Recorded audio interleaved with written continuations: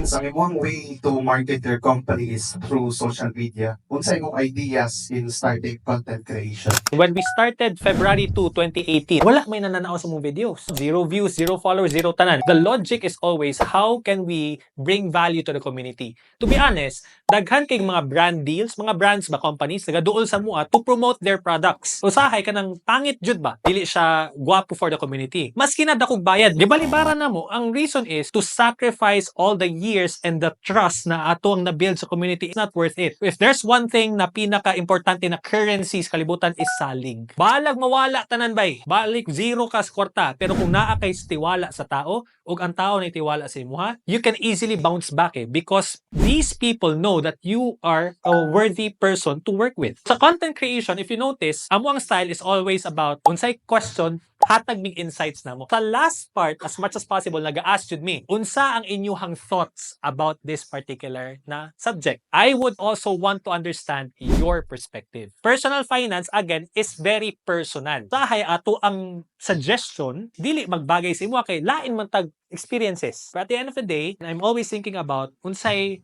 makuha sa audience. And when we add value to people, the money will just follow eventually.